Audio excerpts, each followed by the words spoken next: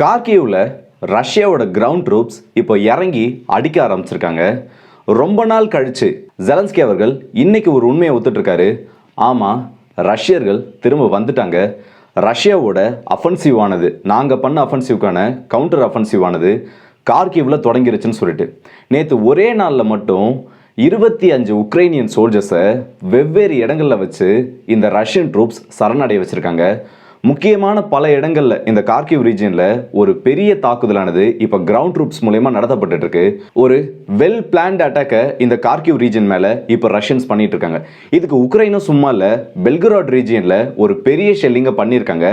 அதுக்கு பதில் கொடுக்குற விதமாக ரஷ்யா அவங்களோட ஆர்ட்லரி ஸ்ட்ரைக்கை இப்போ கார்கிவ் ரீஜியனில் அதிகப்படுத்தியிருக்காங்க. இந்த கார்கிவ் அஃபென்சிவானது ரஷ்யாவுக்கு ரொம்பவே முக்கியமானது. ஏன்னா சேச்சனோட லீடர் 2 நாளைக்கு முன்னாடி ஒரு விஷயத்த சொல்லியிருந்தாரு. இன்னும் ஒரு மாசத்துக்குள்ள ஒடிசாவும் கார்கிவ் ரீஜனும் ஒட்டுமொத்தமாக ரஷ்யாவோட கண்ட்ரோலுக்குள்ள வரும்னு சொல்லிட்டு இது எல்லாத்தையுமே இந்த வீடியோ டீட்டெயிலாக பார்த்துலாம். ஸோ வாங்க வீடியோக்குள்ள போயிடலாம். நான் உங்கள் ஆர்கே, தமிழ் பொக்கிஷம் வழங்கும் டிபி ட்ரெண்டிங்ஸ்.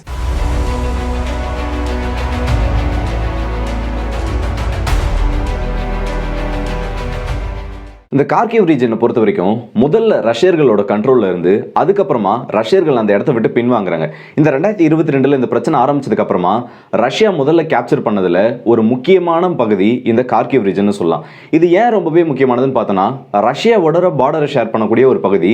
அது மட்டும் இல்லாமல் இப்போ ரஷ்யா கேப்சர் பண்ணி வச்சிருக்காங்கல்ல இந்த டான்பாஸ் ரீஜன், கர்சன் ரீஜன், ஒடிசான்னு சொல்லிட்டு இது எல்லாத்த விட அதிகமான இயற்கை வளங்கள். அது மட்டும் இல்லாமல் உக்ரைனோட கேஸ் ஃபெசிலிட்டி இருக்கும்ல, உக்ரைனில் ஒரு சில இடங்களில் இந்த இயற்கை எரிவாயு அதிகமாக இருக்க இடம்னு சொல்லிட்டு ஒரு சில பகுதிகள் இருக்கும். அதில் ஒரு முக்கியமான பகுதி இந்த கார்கிவ் ரீஜியன்.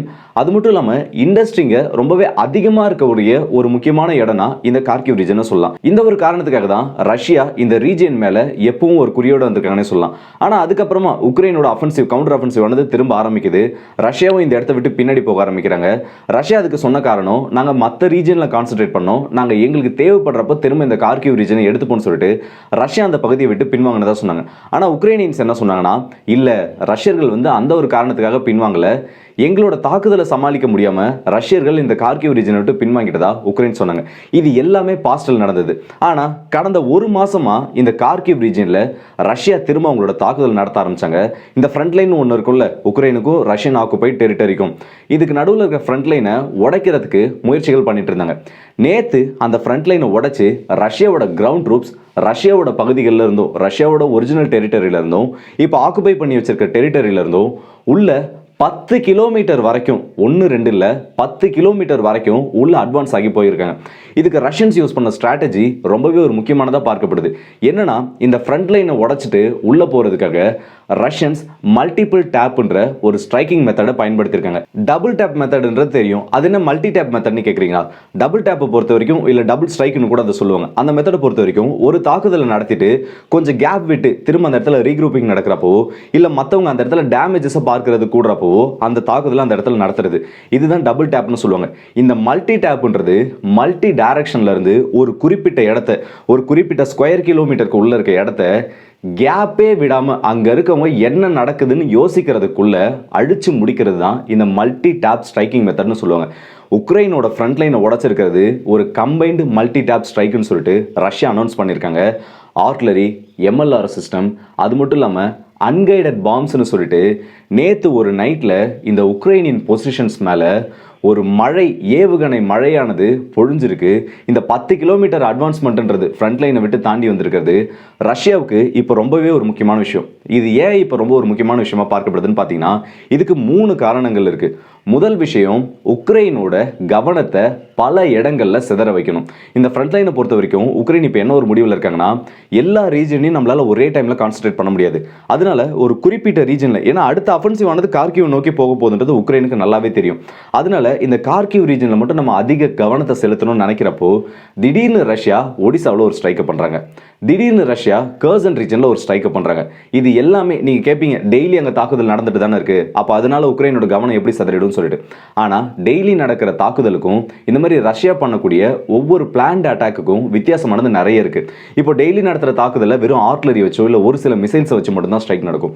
ஆனால் வேணும்னுட்டு இந்த மாதிரி பிளான்ட் அட்டாக்ல எல்லாமே இந்த எண்ணிக்கைகளானது 10 மடங்குக்கு மேலே இருக்கும். அதை நம்ம பார்க்குறப்போ ரஷ்யாவோட கவனம் அந்த பகுதிக்கு திரும்பிட்டதா தான் தெரியும். இந்த ஒரு விஷயம் உக்ரைனுக்குமே நல்லா தெரியும். ஆனால் உங்களுக்கு வேற வழி இல்லை. இந்த இடத்துல ஒரு ஸ்ட்ரைக் ஆனது நடக்குது, ஒரு தாக்குதல் ஆனது நடக்குதுன்றப்போ அதை தடுக்கிறதுக்கு திரும்ப தாக்குதல் நடத்துறதுன்னு சொல்லிட்டு அவங்களோட ஏர் டிஃபென்ஸ் சிஸ்டம், அவங்களோட ஆர்ட்டிலரி யூனிட் சொல்லிட்டு எல்லாத்தையுமே மூவ் பண்ணணும். இப்படி மூவ் பண்றப்போ ஒரு இடத்துல குவிச்சு வைக்கப்பட்டிருக்க அந்த ஆயுதங்களானது அப்படியே கொஞ்சம் கொஞ்சமா ஸ்ப்ரெட் ஆகுறப்போ ரஷ்யாவுக்கு அதை அடிக்கிறதுக்கு இன்னொரு வாய்ப்பையும் கொடுத்துருது.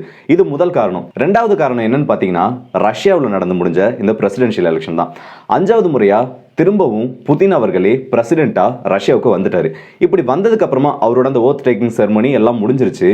இது நடந்து முடிஞ்ச கொஞ்ச நாள்ல ஒரு பெரிய வெற்றியை ரஷ்யர்களுக்கு அவர் காமிச்சாகணும். இந்த ஒரு ரீஜனை நாங்கள் பிடிச்சிருக்கோம், இல்லை இப்படி ஒரு பெரிய தாக்குதலை நாங்கள் நடத்தி உக்ரைனை பின்னோக்கி போக வச்சிருக்கோம், இல்லை இந்த அளவுக்கு லேண்ட் ஏரியாவை நாங்கள் பிடிச்சிருக்கோம்னு சொல்லிட்டு ஒரு பெரிய வெற்றியை ரஷ்யர்கள் முன்னாடி அவர் காமிச்சாகணும். அதுக்கு அவருக்கு இருக்க நல்ல ஒரு வாய்ப்பு எதுன்னு கேட்டிங்கன்னா இந்த கார்கிவ் ரீஜன் தான். ஏன்னா ஆல்ரெடி இது ரஷ்யாவோட கண்ட்ரோலில் இருந்துச்சு. அது மட்டும் இல்லாமல் ரஷ்யர்களை பொறுத்த வரைக்கும் டான்பாஸ் ரீஜனுக்கு அப்புறமா ரஷ்யர்கள் ரொம்ப விரும்பக்கூடிய ஒரு பகுதியாக இருக்கிறது கிரீமியா, டான்பாஸுக்கு அப்புறமா இந்த கார்கிவ் பகுதி தான். இது 2வது காரணம். 3வது ஒரு முக்கியமான காரணம், உக்ரைனோட ஈஸ்டர்ன் சைடு மொத்தத்தையும் இந்த கார்கிவ் ரீஜனை ரஷ்யா பிடிச்சிட்டாங்கன்னா அடுத்தது ஈஸியாக பிடிச்சிட முடியும். ஏன்னா இந்த கார்கிவ் ரீஜனுக்கு அப்புறம் ஒரு முக்கியமான ரீஜனை பார்த்தோன்னா சுமி தான். சுமியை பொறுத்த வரைக்கும் அங்கேயுமே ப்ரோ ரஷ்யன்ஸ் இன்னமும் நிறைய பேர் இருந்துட்டு இருக்காங்க. எப்படி டான்பாஸ் ரீஜனில் ஒரு பிரச்சனையானது வந்துச்சோ ப்ரோ ரஷ்யன்ஸை வச்சு, அந்த மாதிரி அந்த ரீஜன்ஸ்லையும் உக்ரைனுக்கு எதிரான பல போராட்ட குழுக்கள் இருக்கு. அவங்களால ரஷ்யாவுக்கு ஒரு பெரிய அனுகூலமே இருக்கு. இந்த அளவுக்கு பல முக்கியமான காரணங்கள் இருக்கிறதுனால கார்கிவ்ல இப்ப ரஷ்யா அவங்களோட அடிக்க ஆரம்பிச்சிருக்காங்க. ஜெலன்ஸ்கியுமே ஒரு விஷயத்தை ஒத்துக்கிட்டாரு. ரஷ்யாவோட அஃபென்சிவ் ஆனது கார்கிவ்ல நடக்க ஆரம்பிச்சிருச்சு. எங்களுக்கு வெஸ்டர்ன் கண்ட்ரிஸ் சொன்ன மாதிரி, எங்களுக்கு உறுதி கொடுத்த மாதிரி எங்களுக்கு தேவையான ஆயுதங்களை கொடுக்கணும். அப்படி கொடுத்தாதான் இந்த ரஷ்யர்களை எங்களால் தடுத்து நிறுத்த முடியும்னு சொல்லிட்டு எப்பவும் பேசுற மாதிரி அவர் ஆயுதங்களை கேட்க ஆரம்பிச்சிட்டாரு. இந்த நேரத்தில் உக்ரைன் திரும்ப ரஷ்யா மேல பெல்கராட் ரீஜன்ல இதுக்கு பதில் தாக்குதலை பண்ணியிருக்காங்க. எப்படி ரஷ்யா அவங்களோட ஆர்ட்லரி, எம்எல்ஆர்எஸ், அது மட்டும் மிசைல் ஸ்ட்ரைக்னு சொல்லிட்டு ஒரு கம்பைன்டு ஸ்ட்ரைக்கை ஒரே டைம்ல இந்த உக்ரைனியன் பொசிஷன்ஸ் மேல பண்ணாங்களோ, அதுக்கு அப்படியே ஆப்போசிட்டா ட்ரோன்ஸை வச்சும் ஆர்ட்லரி ஷெல்ஸ் வச்சும் இந்த பெல்கராட் ரீஜன்ல உக்ரைன் திரும்ப ஒரு ஸ்ட்ரைக் பண்ண ஆரம்பிச்சிருக்காங்க.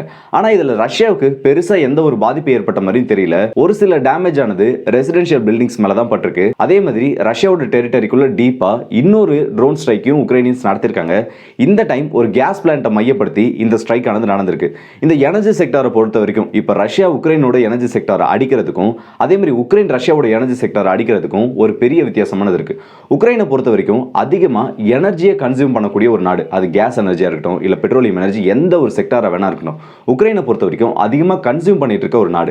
ஆனால் அதுவே இந்த பக்கம் ரஷ்யாவை பொறுத்த வரைக்கும் அதிகமாக எனர்ஜியை ப்ரொடியூஸ் பண்ணிட்டு இருக்க ஒரு நாடு. இந்த ரெண்டுத்துக்கும் வித்தியாசத்தை நம்ம புரிஞ்சுக்கணும். ஏன்னா கன்சியூமர் மேல ஒரு அடி அடிக்கிறப்போ அது அவங்களுக்கான பாதிப்பா மட்டும்தான் மாறும். இப்போ உக்ரைனுக்குள்ள ஒரு அடி அடிக்கிறாங்க, ஒரு பவர் பிளான்ட் அடிக்கிறாங்க, இல்ல ஒரு கேஸ் ஃபெசிலிட்டி அடிக்கிறாங்கன்னா அது உக்ரைனோட கன்சம்ஷன்ல மட்டும்தான் பிரச்சனையை ஏற்படுத்தும். ஆனா இந்த பக்கம் ரஷ்யாவோட ஆயில் ஃபெசிலிட்டி, கேஸ் ஃபெசிலிட்டின்னு அடிக்கிறப்போ அது ரஷ்யாவை மட்டும் பாதிக்காம ரஷ்யாவோட எனர்ஜி யூஸ் பண்ணிட்டு இருக்கு. ஏன் இன்னமும் வெஸ்டர்ன் கண்ட்ரிஸ் நிறைய பேர் இன்டெரக்டா ரஷ்யாவோட எனர்ஜி வாங்கிட்டு இருக்காங்க. அவங்களுக்கு ஒரு பெரிய அடியை ஏற்படுத்தும், அவங்களுக்குமே பல பிரச்சனைகளை ஏற்படுத்தும். ஆனா இதை உக்ரைன் புரிஞ்சுக்க மாட்டாங்க. அவங்கள பொறுத்த வரைக்கும் ரஷ்யாவுக்குள்ள நாங்க தாக்குதல் நடத்துறோன்றது மட்டும்தான் அவங்களுக்கான ஒரு விஷயமா இருக்கும். சோ இந்த வீடியோட எனக்கு வந்துட்டோம். இந்த வீடியோ பத்தி உங்களோட கருத்துக்களை கமெண்ட் செக்ஷன்ல சொல்லுங்க. கார்கிவ்ல இப்ப ரஷ்யா அஃபென்சிவ் ஆபரேஷன் ஆரம்பிச்சிருக்கிறத நீங்க எப்படி பாக்குறீங்க? இந்த அஃபென்சிவ் ஆபரேஷன் மூலமா ரஷ்யாவுக்கு நன்மைகள் விளையுமா, இல்ல உக்ரைன் இந்த அஃபென்சிவ் தாக்குதல் தடுப்பாங்களா நீங்க நினைச்சீங்கனாலும் தாராளமா கமெண்ட் செக்ஷன்ல சொல்லுங்க.